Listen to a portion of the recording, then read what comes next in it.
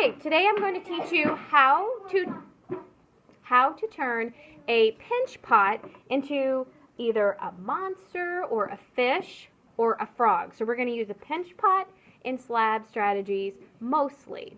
Okay, so I'm going to start by getting this chunk of clay. So everybody will get a chunk of this clay, and I'm going to tear off about 1/4 of it. So if I look and think this is about half, now half the half, I'm going to take off about 1/4 of it. Okay, I'm going to set this aside. I'll use this later for the features of my creature that I decide on. So now I just have a chunk here, and step one is you're going to make a pinch pot. You roll it between your hands, pack it between your hands. It's like you're making a snowball, okay? Pack it back and forth. I don't like doing this because I feel like it dries it out. The cloth sort of sucks out the moisture like a sponge. Okay, so once you're happy and you've got a good ball of clay, it doesn't need to be perfect, you're going to hold it in one hand, do thumbs up, thumbs down, and push into that clay. So I'm holding it rather than putting it on the table so it stays rounded, okay? Now I start pinching and turning, pinching and turning. And I'm pinching with my hands flat like this, not like this, okay? So pinch and turn, pinch and turn. And when I have enough room to put both thumbs in, I'm going to do that. And I'm going to keep going until my walls are even and smooth. You want it all the same thickness all the way around. Okay, so it is thicker than a pencil. So if I hold up a pencil next to this, it's thicker than a pencil. That's good. We want it to hold up. So this is the pinch pot strategy. Now I'm going to take my pinch pot and I'm actually going to sit it on its side. Okay, so now I'm looking at sort of the top of my fish. Yeah, so this is going to turn into sort of like the mouth. Okay, so it's a silly fish or frog or monster.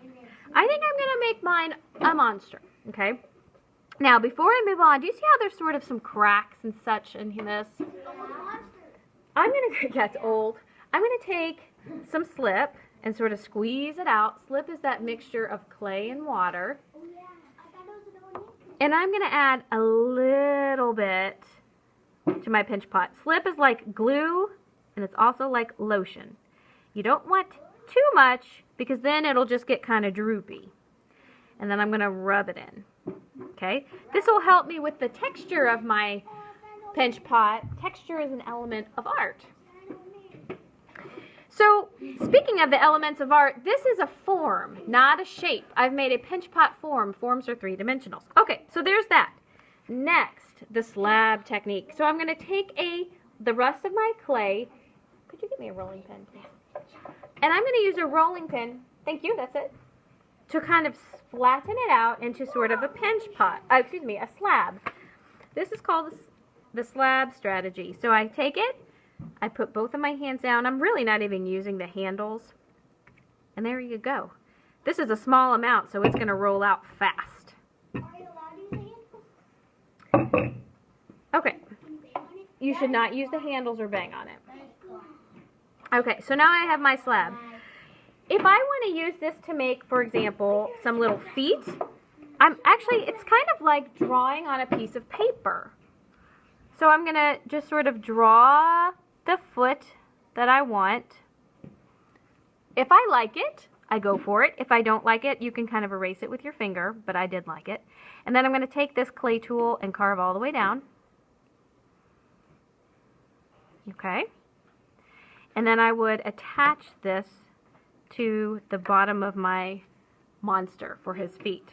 I'm going to put a piece of paper under there so you can kind of see that. There's a little more contrast. So, how do I attach two pieces of clay? I need to score the surface of it first by sort of scratching up where it's going to attach. So I scratch, scratch, scratch, scratch, scratch, scratch. Then I take that slip, attach it, and then I'm going to sort of smooth it together. There you go. It's the bottom, so it doesn't have to be perfect, but that'll help it attach. So now I have one of my monster's little feet. Okay? We cut this pudding in half so to make two. I could have done that. I could, yes, you're right. Or I could make another one. Now there's one last sort of, so if you were making a frog, for example, you might want to use this same slab and cut out a long tongue. That could then go on the inside, coming out like that. Oh, sorry, you can't see that. Or even, I guess, you know what? A monster could have that too. I think I'm going to do that. So, scratch, scratch, scratch, scratch, scratch, scratch. Alright, she's gonna do that on a monster.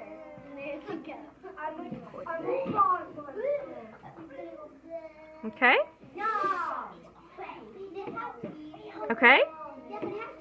Sure.